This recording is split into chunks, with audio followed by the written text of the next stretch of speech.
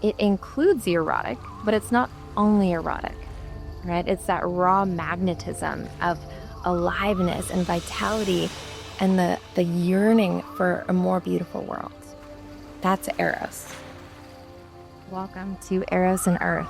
I am Megan Lambert. This podcast is for anyone experiencing burnout, feeling numb but still successful, and searching for how to feel alive in modern life. If you're navigating a liminal space between who you were and who you're becoming, this conversation is for you.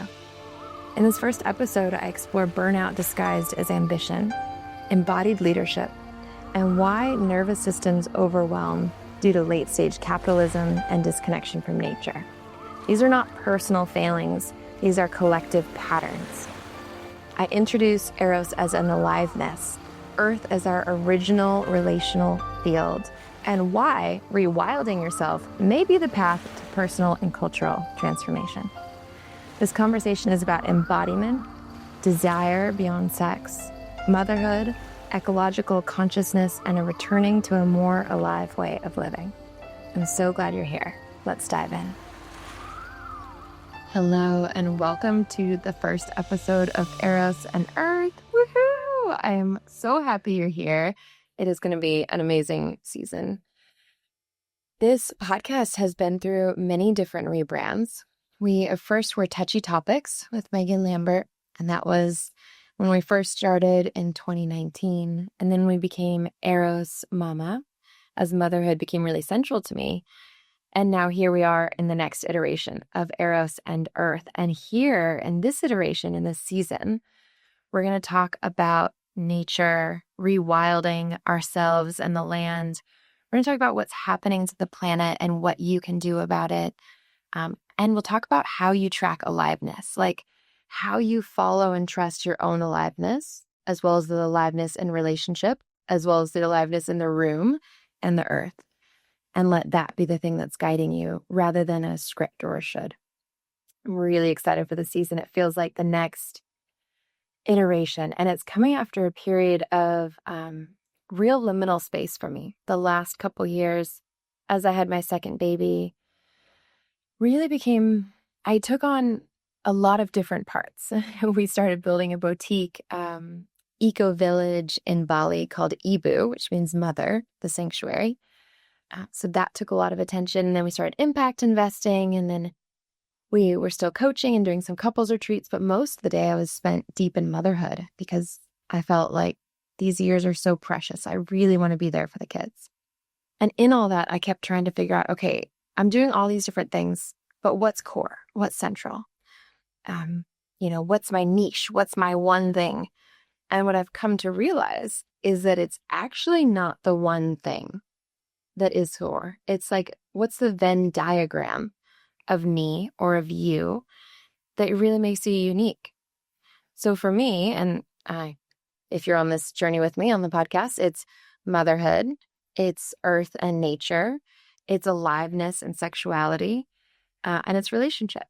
And those are like the four circles, and where they overlap is what I'm passionate about.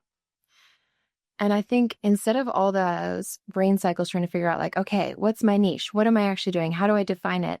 Just focusing on like nurturing each of those circles and then seeing the intersection. A little less personal brand and a little more evolving forest. So yeah, apparently I'm not a personal brand. I'm more of a forest with a diverse species. And if you're listening to this, you probably are too. You might be a mama who's juggling work and motherhood and, passions and projects and hobbies. You might be a family that's curious about how to stay connected in a late stage capitalism that wants, to extract labor. You might be someone who's wondering, that's in a life and a job that looks pretty good and has checked all the boxes, but isn't alive. Isn't feeling full of aliveness. Or you might be something totally different. However you're showing up to Eros and Earth, I am glad you're here and welcome. This episode is permission to evolve. I think this is something that's really important, especially when we're in a world that is changing so fast is giving ourselves permission to not know, to be clear that what we're leaving behind no longer serves, but to not know exactly what is next. To be in the liminal space, to be in that gooey cocoon, post-caterpillar, pre-butterfly, that liminal space, and how you talk to yourself in that liminal space. And do you tell yourself, I don't really know what I'm doing, I'm lost, I'm confused, I used to be amazing and I'm no longer? Or do you talk to yourself like, hey, I am bold enough to keep growing, and this moment is confusing and it might feel dark, but I am brave and I'm continuing to let my curiosity and let my sense of self expand, to include more, to become more, even when it feels like nothing's happening yet. And before you go into the liminal space, usually there's a feeling of rupture. So your body will feel it, but your mind might normalize it. So let's talk about what this rupture feels like. It feels like numbness disguised as productivity. You might be doing a lot and accomplishing a lot, but you don't feel anything. You don't feel joy. You don't feel sadness. You just feel productive. It might feel like burnout normalized as ambition. You had big dreams and you can't get out of bed to make them happen. It's not a personal failing. It's a sign of a burnout, a liminal space coming. It might feel like everything has happened the way you wanted. You're successful, but you feel hollow inside. Like it's not actually touching the deeper spot. And all of these little ruptures can feel small and invisible. Sometimes they're big and dramatic, but sometimes they're just like a quiet, creeping sense of dissatisfaction or a subtle feeling of like quiet desperation. And that, if you're feeling any of those, or if you have felt those, I want you to know that that's not, it doesn't mean there's something wrong or that you're broken. It means that you are evolving, right? And you might be going into this dark night of the soul, the cocoon of becoming, your liminal space, this gooey space. It doesn't always feel great. Like I like to think about the caterpillar crawling into the cocoon. I don't know if the caterpillar is like stoked to go into the cocoon. Maybe they are, if they are. But maybe they're like fat and uncomfortable and like their skin itches and they just feel like they just need to lay down and sleep for a while and they don't know what's coming. So you might feel like that caterpillar. That could be. And I think as an earth, we're really in this liminal space, right? Like I think if I look at the cultural context that we're in right now, it's pretty clear that what we've been doing isn't working. But it's also pretty clear that the future is not yet here, right? So the things that we've been doing, like late stage capitalism, endlessly hustling and trying to save for retirement and like putting off your joy until you're older. Moms trying to juggle full-time work and full-time mothering, that saying, work like you're not a mother and mother like you don't work. That doesn't work.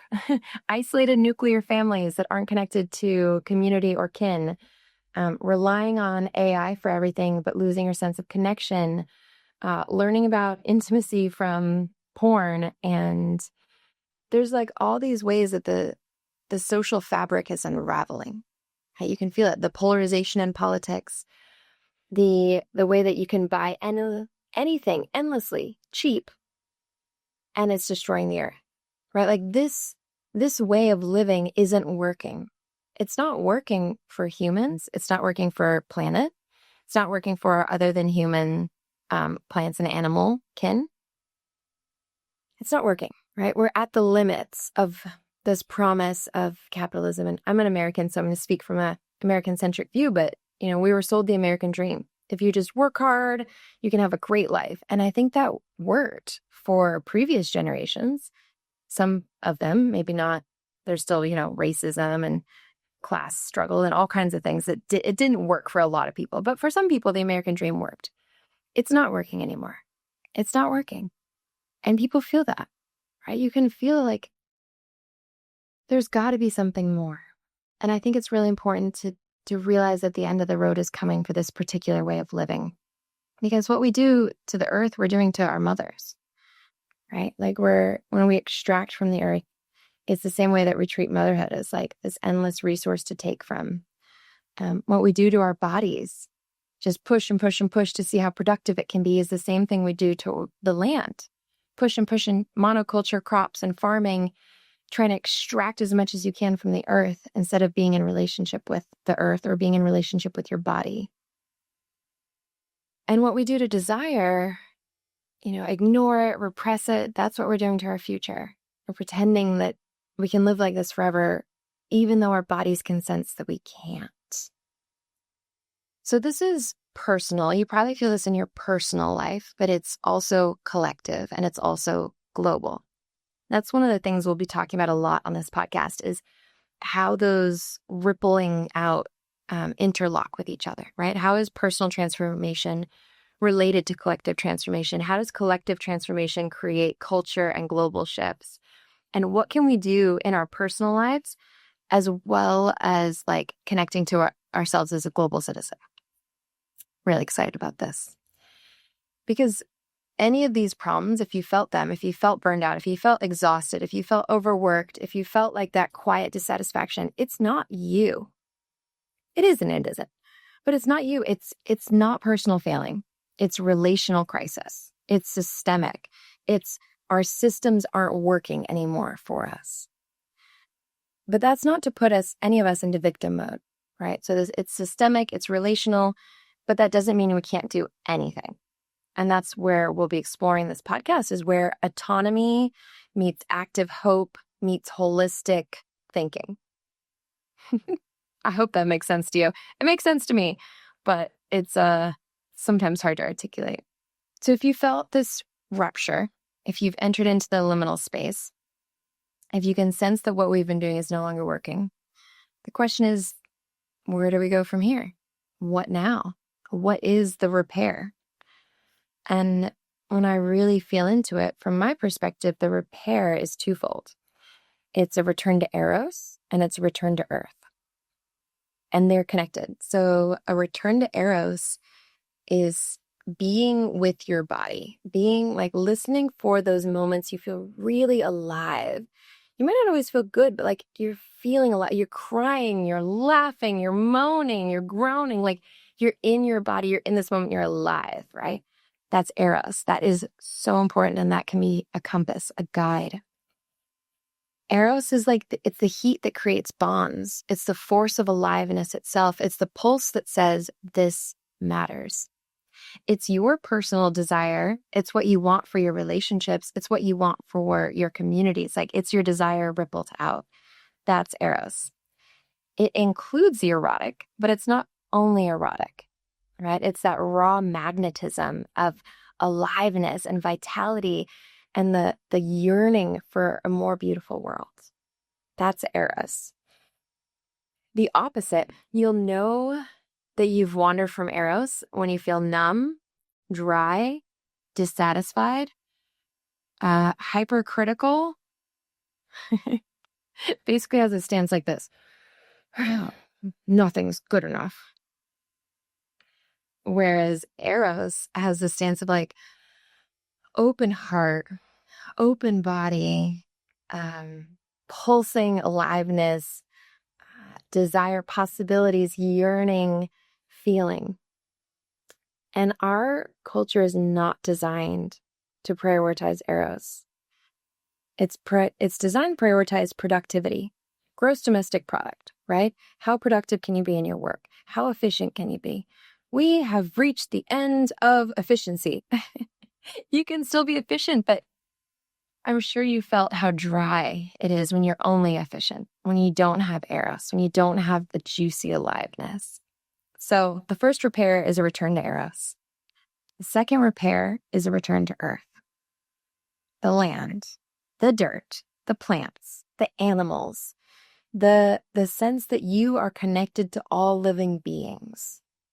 The sense that there's life outside of your cell phone, there's life outside of ChatGPT, there's life outside of Instagram, that there is a natural world that is holding you and that you belong to. And we intuitively sense that we need this, right? Like in Japan, they doctors will prescribe forest bathing, like go out in the forest and bathe. We know that hospital patients, when they have a view of nature, recover faster. We know that spaces with living plants in them feel better. We know that nature is good for us. And it's good for us because it helps us remember that we belong to something that's bigger than ourselves. So, and it's like Earth is our home, our original mother. I read some quote that's like X% of GDP is based on the Earth. And I was like, actually 100% of GDP is based on the Earth. Everything is based on nature.